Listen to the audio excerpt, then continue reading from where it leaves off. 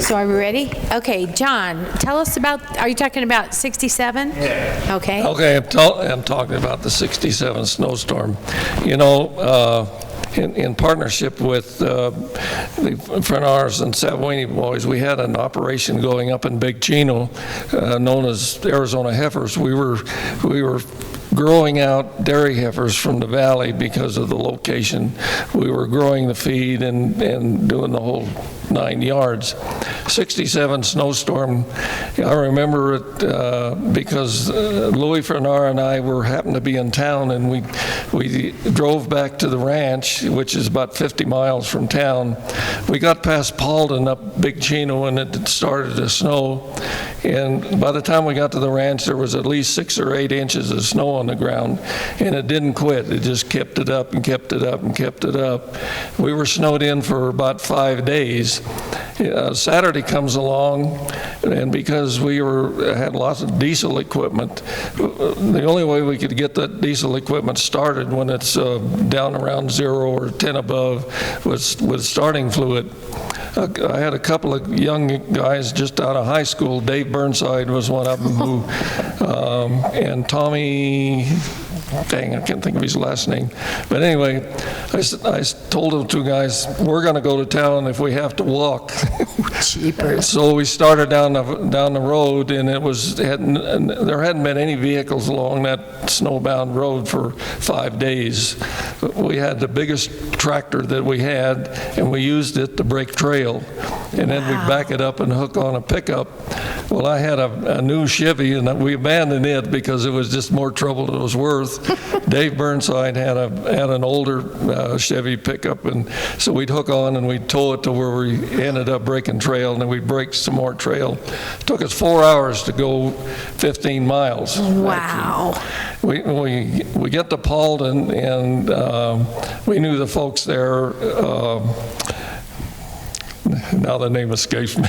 Gilpin. Gilpin. Okay. Yeah. Gilpin was a deputy, and we knew them because they had the post office and a little store and a filling station and that kind. And so they took us in, and we got some coffee and something to eat, and we started back down the road to Prescott. There was one track down the middle of the highway all the way from Paulden to Prescott, and it took us another 2 hours to get to Prescott from Paulden. The next day it kept snowing and raining, and that's the day all the roofs caved in, and well, not all of them, but a good many of the roofs in Prescott caved in because it would snow some and then it would rain on it, and that would cause them to weigh a lot more. And then 2 or 3 times I know the Hassayampa Market, part of that caved in, and we got up the next morning and had to shovel snow and do a lot of things, and I got the starting fluid okay, and I decided I better get back to the ranch because we needed it. So I went down to the palace and rousted out a couple of my hands who had it got snowed in there 3 days ahead of time. Oh, and dear. I said, we're going back to the ranch. They were very reluctant, but anyway, we got in their pickup and we started back. And it was another 6 hours before we got back to the ranch because it kept snowing and we had to break trail and the whole thing. But I'll tell you what, those guys were sobered up when we got there. I bet. You know, one of you mentioned 4 feet of snow. I thought it was over 6. No, there was a lot of drifting. Okay, so 4 feet of snow falling is a whole bunch of snow. On the level, there's in a lot of places there was about 4 feet. But the thing about it is, it would snow and then it'd rain a little bit and then it'd freeze. Oh, and yes. so you could get up on top of that 4 feet of snow and just walk. So it was that kind of a deal. we were feeding 2,500 head of cattle in a feedlot up there. And of course, we had diesel equipment, and we had a D4 cat that we used every day to push the snow out of the alleys so we could get the feed trucks along to feed the cattle.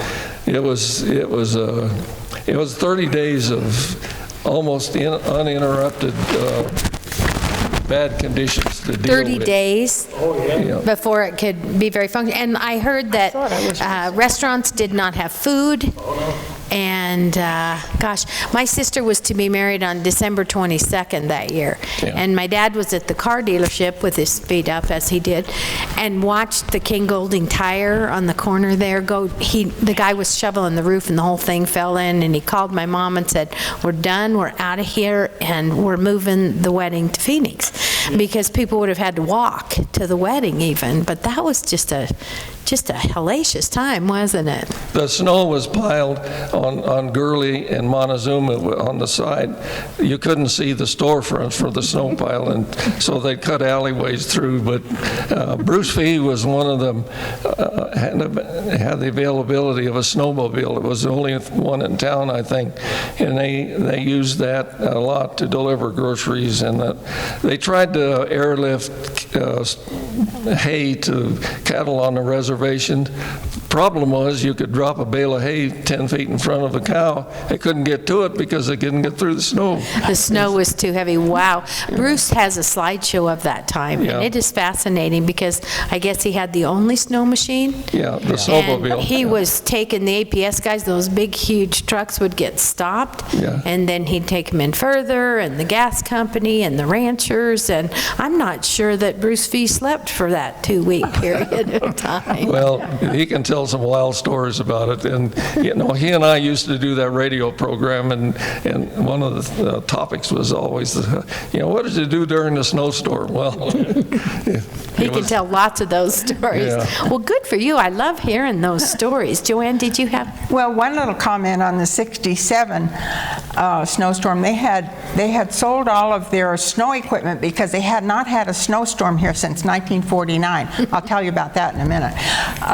But they sold the equipment to Flagstaff because they're the only ones that had snow. So there was one county scraper, and my dad had a Ford Ferguson tractor, and I have a picture of them out at the county yards. And they cleaned off roads and so forth with those two machines, plus all the rest of them that the gentleman has spoken of that they had access to, but the county did not have any. And nothing to haul the snow away. No, That's why it was nothing. piled up, huh? That's right. Wow. But there were others, I can tell you way back to the snowstorm of 1936, it was up to here on me. I was 6 years old.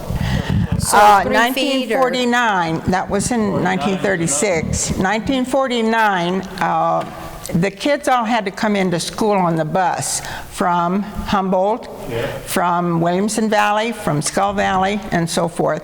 So I had a friend, one of my best friends lived in Humboldt. So if she was going to stay in to go to a school function, she would stay all night at my house, and then she had to stay all weekend because our mothers did not drive us back and forth to any place. So I would ride out on the bus to Humboldt and stay all night with her. Beverly Johnson, now Shuck.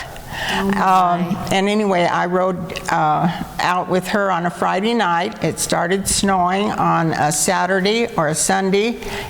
It snowed, and it snowed just like it did in '67, for those that remember that one. But anyway, we got snowed in. We had 3 feet of snow out there, and of course the bus couldn't come back and forth on 23 miles of dirt road. And we had everybody, the kids, everybody had to call up Hap Mills, who was the head of the Iron King mine, to get permission to come to school. Oh my And so they goodness. called on Wednesday, we were still snowed in, and he says, no, you better wait another day. So we did not get into town until Thursday to go back to school. Did we have a blast? Oh We my had an old goodness. car out there, and all the kids and guys and gals, we did all kinds of things from there and Humboldt. running around in the snow. So that was 1949. My horse also died that year up in the ORO ranch because he was farmed out up there. And I didn't know that until 70 years later. Oh my goodness. Well, I don't remember ever having a snow day until I was about a junior in high school. You'd think that would happen more often, but we never did miss school. This year. This is the year. Cal? Well, in '67, it was during Christmas vacation. That's true. Got all that snow, so we didn't miss any. Didn't miss any school. I couldn't get up here from college because if you didn't have chains, you weren't coming. And that nobody had four-wheel drive in those days, not in my family. Well, during that period of time when I was driving that TD-18 with the school and the bulldozer, I pushed out a lot of people that needed, especially over by Lamb Chevrolet there on Doherty, where that kind of that draw is there. There were 5-foot drifts in there, and those people hadn't been out for a week or more. And I went over there with the dozer and pushed them out, and so they could get out and go to the doctor, go get food or whatever it was. One of the unique things, I was going east on Goodwin Street over to pull out one of them guys from Phoenix out of the ditch. And I was going on East Goodwin, and this guy runs out from his house. And he comes down there and he said, "Hey," he said, "I've got tickets to the Rose Bowl." And he said, "I can't get my car out of the garage." So I go up in there and push the snow away from his garage so he could get out and go to the Rose Bowl, you know. Oh my gosh. Just all little things like that happened during that '67 thing. Well, yeah, and it was a real community time, wasn't it? Oh, yeah. Everybody coming together, lots of people walking. Yep. People who were going to try to come to work had to do it afoot, it sounds like. Yeah, I walked from my west house over on West Street, which is Gail Gardner Way, all the way down to the post office with my backpack, and I picked up all the mail for the people on West Street and then walked back and delivered all the mail out on West Street. Oh, that's wonderful. That's wonderful. Oh, my goodness. Well, Wally works a lot at the Smoke Eye Museum, and I wanted to just go back to Smoke Eye. We were at a little event that Jody Drake did not long ago, and she talked about Smoke Eye, and there's, in the later years, got some kind of bad press about it, but it was wonderful to hear the how positive Smoke Eye was in the beginning. And do you want to speak to that, Wally, a little bit? Smoke Eye was started on account of the rodeo. The rodeo was having problems, and so a group got together at the old Yavapai Club and decided to put on a Way Out West show. So they put on this Way Out West show of cowboys and Indians, and they done this for 2 years, and then they got together and decided that they would go ahead and start doing Indian dances. And so they started doing Indian dances, and they done 4 different dances every year, and they do the squaw dance, which was one of the dances, and but the 5th dance was always a Smoke Eye Snake dance. Right. Well, we never claimed it was a Hopi snake dance. It was a Smoke Eye Snake dance, and so we danced from 1922 until 1990, and we stopped in 1990, not because of the means coming down and protesting. We stopped because the last show we put on, it was lousy. And we was not getting any new people to come in and be renegades, because there's too much softball, there's too much TV, there was too much everything. So we couldn't get young people. So we seen that it was gonna fold, but we wanted to protect the museum, so that's why we formed a separate corporation, was to protect the museum and save it. Oh, that's wonderful. Well, I loved hearing the story of Kate Corey, and she lived among the Hopis for 7 years, and brought those dances here. She wrote them down meticulously because the Hopi youth just didn't care. They were not keeping it and learning it and that kind of stuff. So in a way, Smoke Eye helped to preserve those dances so that later they could come up. I like that. Yeah, you said something about Kate Corey. The reason Kate Corey left the reservation was on account of the ladies got a little bit mad at her because she was getting privileges that they wasn't getting. Well, that the men didn't, or that the women didn't have? That the women didn't have. She went down in a kiva, and the lady said, no, this is it. And they told her goodbye and don't ever come back. Right, and she did not, did she? She did not, She no. did not. Oh, that's wonderful. So we talked about the war. And were any of you serving? Some of you did Navy and whatever. Did you serve in the war? Did you? I did. I started college in September of 1941, and that was ROTC. It was Colorado Aggies at that time. It's Colorado State now. They told us when Pearl Harbor came along, that if you want to avoid the draft, sign up for any branch of the service you wanted. So we didn't think much of the Army at that time, so we all signed up for the Marines. Oh. Well, after we were called up, they sent us to school for another half a year, and then at the disbursement center, they transferred half of us to the Navy. So I served in 3 branches of the service, but it was 5 years from September of 41 till in July of 46. Oh, right. So that was right in the It was heat during of the it. whole time, and it was, well, you know, I was one of the lucky ones. I went that whole time and never got a scratch, but it wasn't because they didn't try to do it. So you saw action, did you? Well, not necessarily. I was in the South Pacific, and the group of people that were trained, that was done in stages. And the stage I was in were the ones that were going to invade Japan. And unfortunately, we didn't have to do that, because talk about a bloodbath, that would have been the worst thing that possibly could have happened. You're right, that was. Joanne? Our class graduated in 1950, and the Korean War started then, and so all of the guys that graduated that year or the year before were eligible for the draft. So all of them watched, because they didn't want to go in the Army either, and they went into the Marine Corps or the Navy. Dick went into the Navy and promptly got sent. He went in from California and got sent back to the East Coast and on a ship there for 4 years.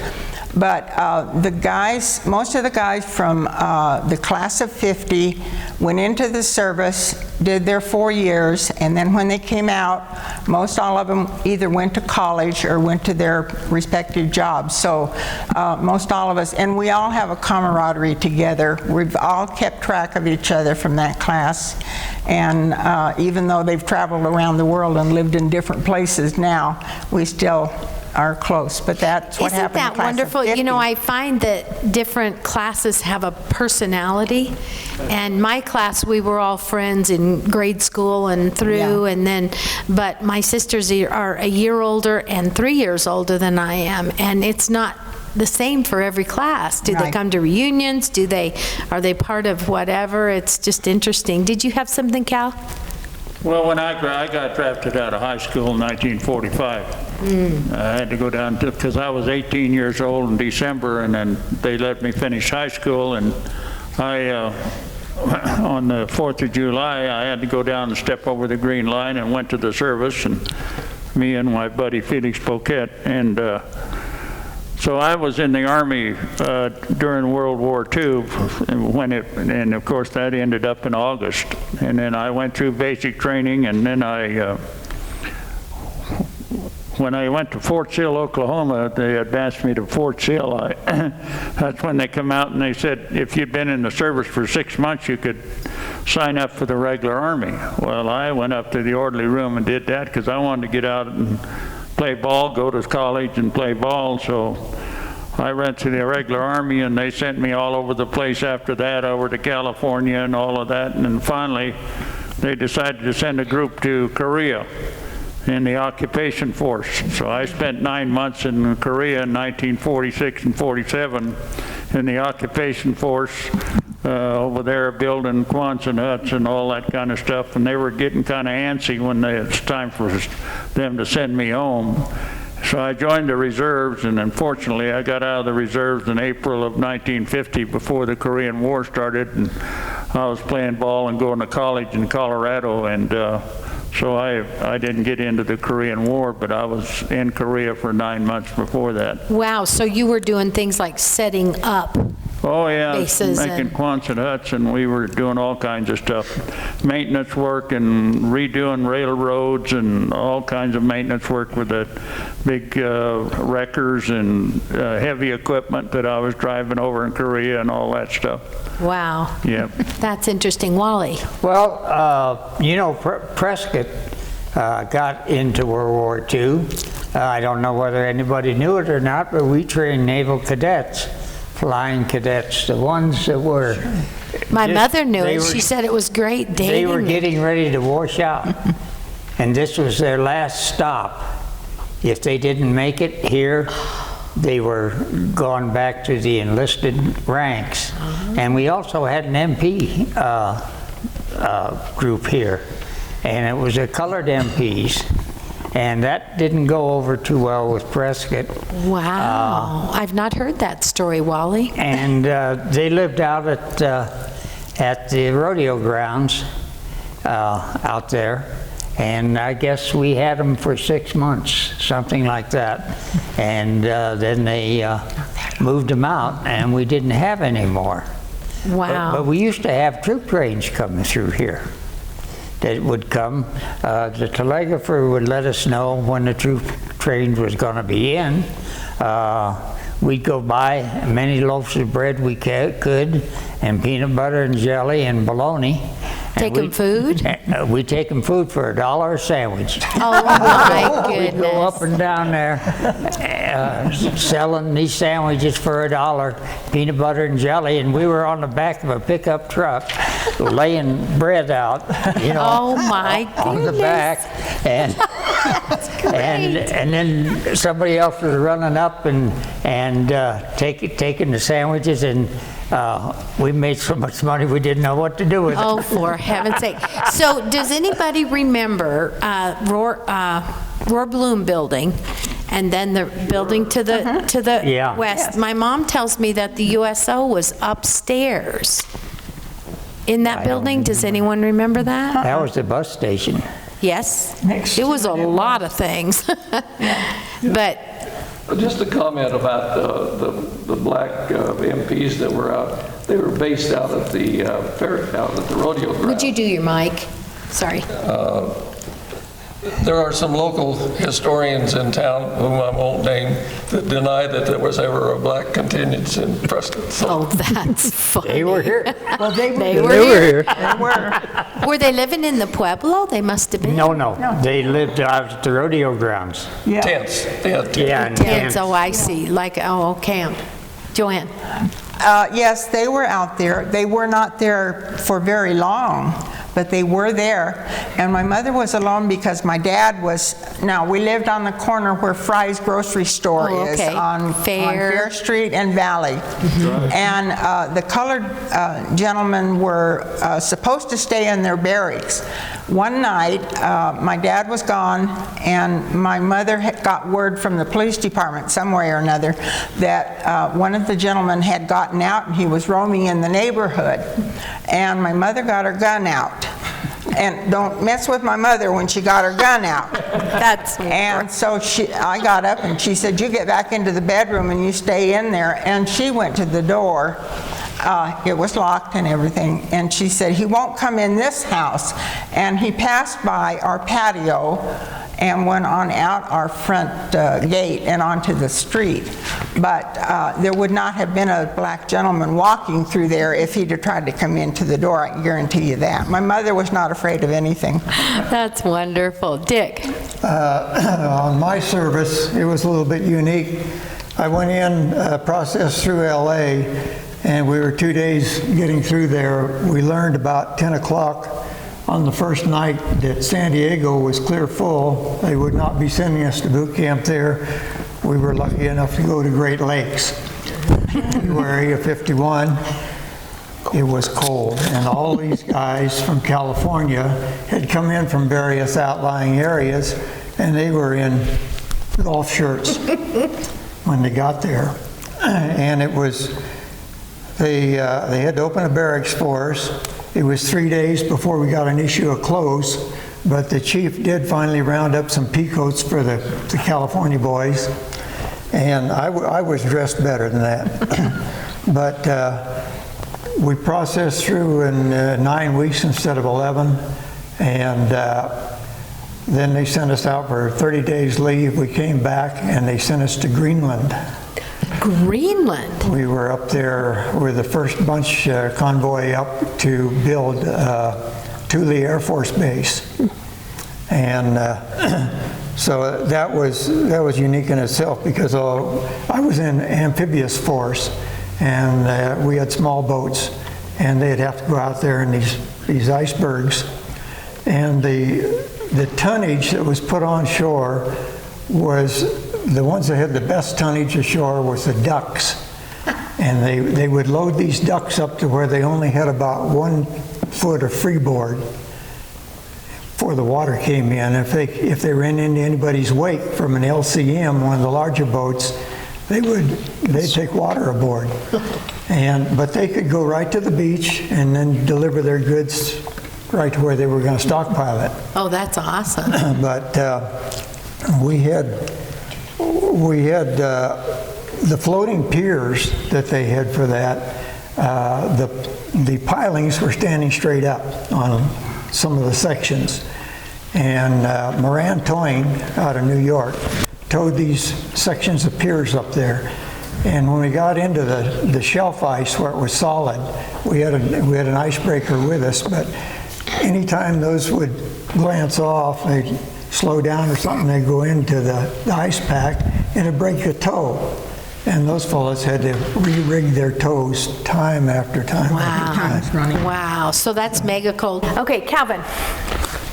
Okay, I'd like to hear some stories about the streetcars, because my son Kelly, in fact, Kelly's got a history of Prescott and our family and everything, and he's going to be at the Westerners on November the 6th and present history of Prescott. And one of the things that he mentioned was about the streetcars, and then also about what Mr. Groom did when he laid out the city of Prescott, that the streets were wide enough for a team of horses and the wagons to make a U-turn in. Oh, that's great. Yeah. Yeah. But I like, somebody can remember something about the streetcars. I saw when I came in here when I was a little boy, but I never did ride one of them, and wondered what happened, why they took them out. I have a slideshow that I show on Old Prescott that I love, and it shows them doing Elks Hill.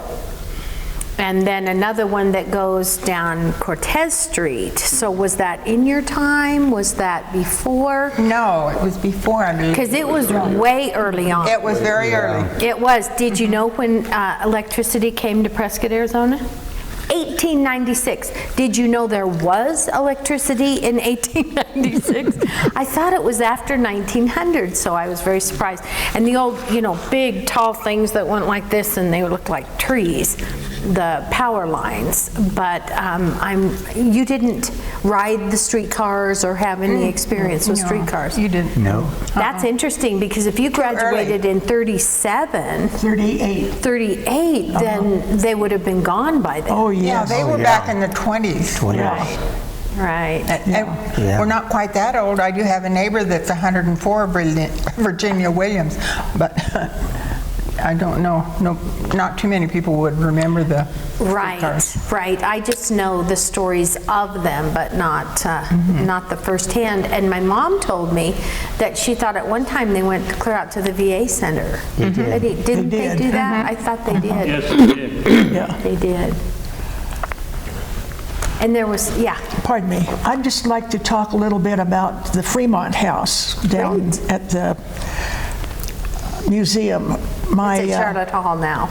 My grandfather's brother, whose name was Zadok Wilson, had a lumber mill and a lumber store in Prescott at that time.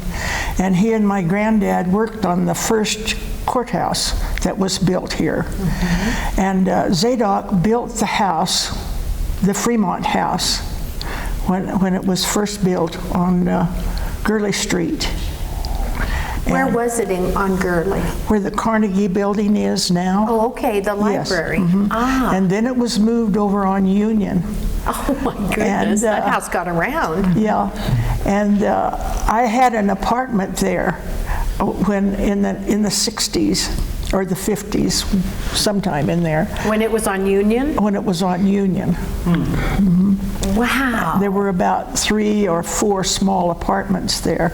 So I was invited down to the museum one day to see about the Fremont House, how I could compare it with my memories. And they had turned it around considerably and added a lot to it.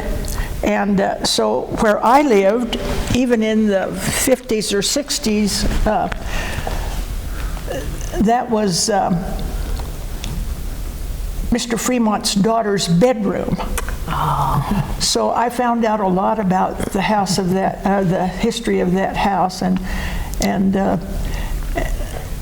it was quite interesting to know that my grandfather's brother had the lumber yard and everything, and that house is constructed very, very strong. It has wide walls, and so. But in your lifetime, you didn't know that house on Gurley Street? No. It had moved to Union in your time? No. No, I didn't know it until we did history on the Fremont House. I see. Yeah. Oh, that's amazing. Yeah. So then they moved it to the museum. Yeah. So that house has moved 2 or 3 times. Yeah. Interesting. So amazing how they can pick up a house and move it back in those days. You know, it'd be bad enough if we tried to do it in this day. We were in front of, I was teaching at Washington School in 1974 when they moved the Bashford House down, and we were just hanging on the fence at Washington School watching it come off of the Jack-in-the-Box corner. That was amazing. That was very amazing. So. Bernie Fisher and his boys knew what they were doing. Isn't that the truth? I mean, Bernie Fisher was a legend in this community, wasn't he? He was. So, John, you served as, tell me your governmental job.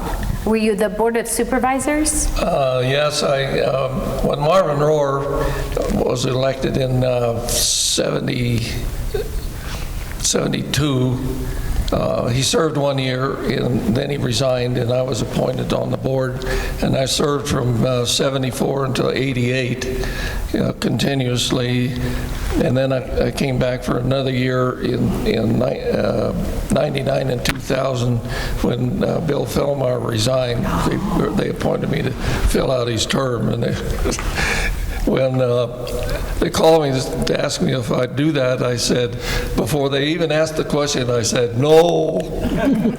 But then I caved in. I love it. Well, see, I kind of had in my mind that you just went forever and you never did stop. Well, so you left and came back. That's what you did. Okay. One of the things I think significant, in 1980, we moved into the first new building the county had ever built, and that was the jail and administration building on the corner of Gurley and Marina. That building cost $5.2 million. We paid for every nickel of it when we moved in, and the way it was done in those days was. If you remember, interest rates were, like 15%, and they were really high. And so the treasurer, Paul Wiedepol, and his assistant treasurer invested that money and kept the interest, and we used mostly the interest off of that money. Wow. That all the school districts deposited all their money in there, and so that's how it was worked. But we were able to pay for it 100% when we moved in. Well, that's amazing. How many of us went to junior high on that hill? Did anybody go to high? Oh, you went to high school there? Yes. You know, I used to play basketball there with Bill Valley. Oh my gosh. You know, the city league or whatever it was. I loved that building. And The library up, there was that opening, you know, where the gym was, and that library was in there, and the floor went like this, and a lot of the hallways went like that. And The reason they closed it was because it was built like a concrete blockhouse. It was so solid, but the electrical and everything was so old, and it would have just been almost impossible to upgrade all that stuff, and so then it was put on the market, and the county bought it. That's a shame. I hated to see that building go. I just hated it. Yeah, when they abandoned that building, the guy from Phoenix contracted to knock it down. So he brought up a big crane and a great one of them big balls, you know, on there.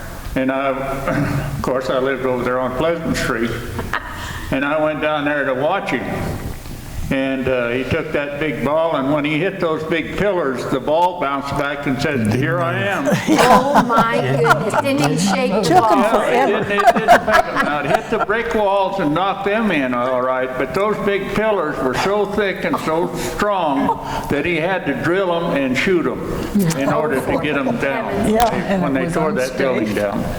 Oh, that's interesting. Yes. The pictures that I have in my slideshow, it was City Hall in like 1900, and then became the high school. Yeah. Well, if you remember, in those days, well, the early 70s, I was amazed at how primitive things were in terms of how the county run its business. Every check that was paid was written and signed by the clerk of the board by check. Oh my good. In 1970? This was 74, 75. Oh my goodness. And so there was a lot of upgrading. You know, the jail was on the top floor of the courthouse. In fact, every county function was in the courthouse except the road department, and it was out where the regional hospital is now. But I think there were only 6 holding cells on the top floor of the courthouse, and if the prisoners got angry with their keepers, they plug up the toilets, and pretty soon the sheriff's office down below got flooded. Great. We'll show you for arresting us, huh? Yeah, it was really, you know, I was fortunate, you know, to be able to get involved in all of these things that happened in the county, just simply because I made myself available. But it was a learning experience because we had to upgrade almost everything going and try to modernize the operation and that sort of thing. And it was took some doing. You know, the equipment, the road equipment was all old and falling apart, and we had to replace it all. And I remember the sheriffs at that time. You know, they of course, you know, they didn't have that much business, but there was enough that it kept those holding cells full all the time. It was obvious, you know, we had to have a new building and a new jail. And now they're complaining about the jail. Why don't you just refurbish that instead of building a new one? Well, we built the jail to federal standards at that time, and the federal standards have changed so much that it's not legal to keep prisoners there any length of time, just as holding. And that's not that long ago, is it? It's one of those things that you don't have anything to do about it, but the feds write the rules. Right. That's so true. Did you have something? Yes, and my grandmother, Laura Bolden, had such an interesting life because she was widowed at a young age, so she had to go to work to finish raising her children. And one of the jobs was at the Pioneers Home. That was her first one in '39. And then the sheriff asked her if she would be the jail matron in the jails that were in the top of the courthouse. And she was the jail matron for the women and the children. And that was on the north side of the top floor of the courthouse now. And her apartment was in the north east corner on the top floor. That's where she lived. She had a little burner there, and the jail for the women and the children were kind of in the center of the building on that same floor. And I used to be able to go up and stay all night with her. Now I was 10, 12 years old, and I could go up and stay all night with her in her apartment. Oh my and it was just one room. Now they had quite a few children that would be put in jail. If they run away from home, they got put in jail. Wow. I remember one little boy, I went into jail and played cards with him while he was in jail. He had, you'd recognize the names, but he had stolen a loaf of bread and tried to sell it to buy his little brother a pair of shoes. So, you know, it was too bad. And lots of women in there, and if they had a juvenile, they had to go down to Good Shepherd's home, the girls went, or the boys had to go down. My grandmother had to accompany the sheriff because somebody else had to be in the car with the sheriff and so forth.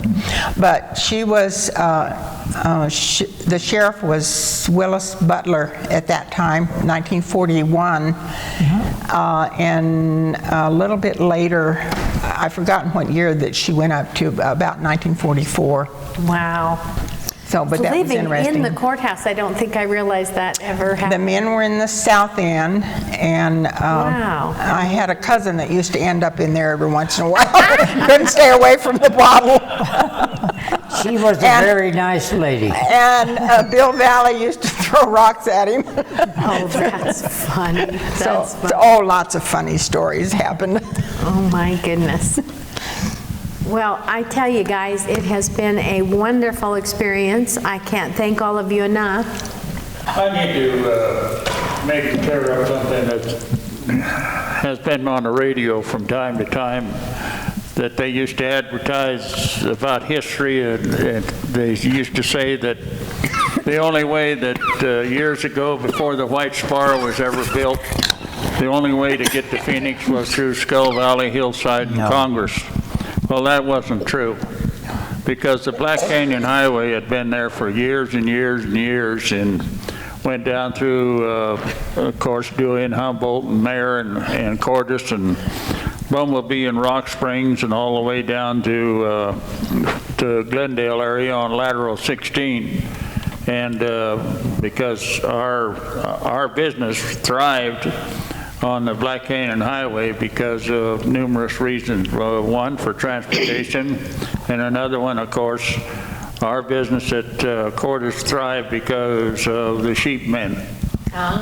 You know, sheep men from Flagstaff and Winslow and all that area went north and south every year, and we estimated that anywhere from 25 to 30,000 head of sheep went north in the spring and south in the fall, and was one of our livelihoods at Cordis, and the reason our business thrived so much during that period of time. And I might tell you that before my granddad died in 1919, in 1918 my dad was helping him, and before he died, and in 1918 Dad and my granddad ran $50,000 through the cash register in 1918. And of course, That's a lot of money. you know, they thought they were really gonna get rich. So they bought a lot of stock. And the stock was pretty cheap then, you know, like 25, 50 cents a share. And of course, you know what happened in 1929? Cavango, they lost it all. Well, all those stock certificates were saved. But guess what happened in 1941?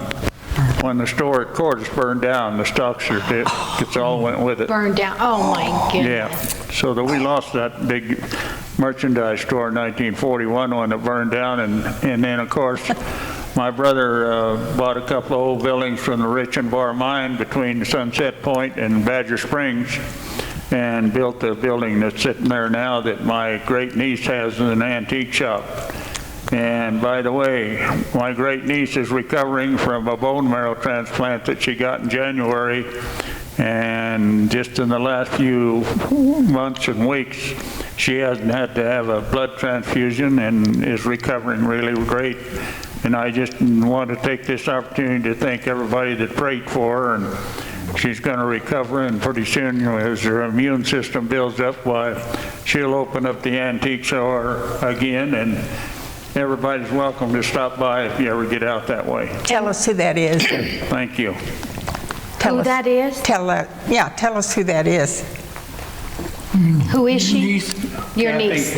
Kathy Moore is her name, but she goes by Kathy Cloyne, but a lot of times she's so involved because of my brother Henry being her granddad, she thinks she's Kathy Cordes. Well, that is wonderful. I appreciate all your Okay. stories. I appreciate all your fun anecdotes, and we covered a lot of area and ages here, and I love the stories. So keep telling your stories. Keep on sharing your wealth of information, because it's great for the rest of us to learn it and hear it, and I love how you guys tell each other and this and that kind of stuff. I was here one day with Cal Cordes and my friend Helen Marie Henson. Did you know W.J. Henson Construction? And Cal just goes, sure, I knew him. I used to drive dynamite trucks for Bill Henson. Isn't that so, Prescott? I mean, everywhere you go and you know people, and it's just wonderful. So thanks for sharing your wonderful pieces of history, and thanks to these guys from the VIP Video Club. They're just awesome. And we thank American Lutheran Church for letting us be here today and having their devices. And so I'm so glad you were all here. It was a treasure for me and a treat for all of Prescott. Thank you. Thank you, Judy. You're welcome. You're welcome.